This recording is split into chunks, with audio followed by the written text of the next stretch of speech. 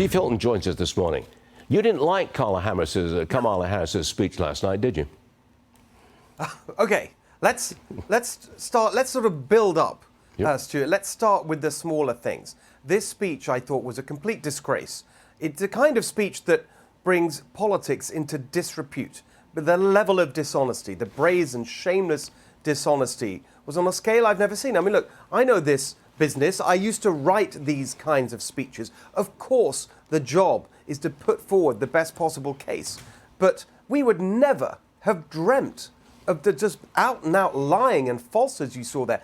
With some small things, you could say, well, that's just a ridiculous, verifiably false statement. When she says, for example, criticizing Donald Trump's correct plan to close down the Department of Education, the Department of Education that funds our public schools. It doesn't. Most funding for our public schools comes at the state and local level. And then the more serious ones, where she accused Donald Trump of encouraging Putin to invade Ukraine, when everyone knows that it was their decision, the withdrawal from Afghanistan, the appeasement of Iran. Biden himself saying that if it was a minor incursion, it would all be okay. That's what encouraged Putin to invade Ukraine. And then you move to the general theme of the speech, this idea that she's the change that the country is looking for when she's in power now.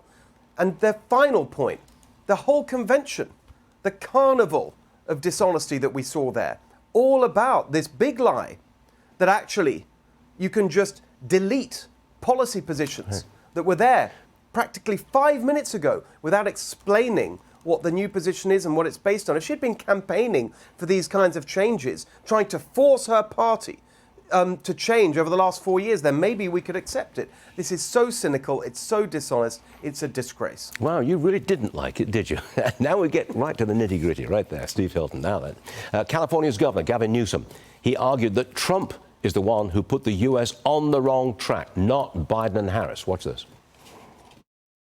Why? Why is it on the wrong track? We've been polarized and traumatized. The last 3.5 years have been difficult. The last 5, 6, 7 years. That's a Biden-Harris administration. The Trump administration, COVID. I mean, the challenge against an incumbent that is a Biden-Harris. You're erasing the last 3.5 years. I'm saying I think it's more directional. I think it's been a challenging time for this country for many, many years, even before Biden and Harris were elected.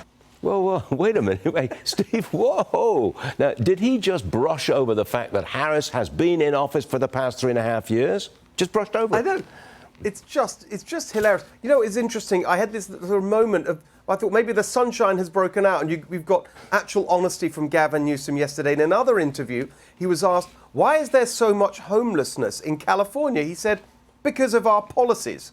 So I thought, fantastic. He's now out there telling the truth. But of course this just shameless gaslighting. What is he talking about? By the way, taking it back to COVID, who was it that ensured that we could quickly get out of the COVID pandemic? It was Donald Trump, with the way he got the vaccine so quickly. I mean, just every single thing about that you saw from Gavin Newsom, totally dishonest. And by the way, these are the people that endlessly lecture us all about the truth and honesty and how outrageous the lies of Trump are. What a joke.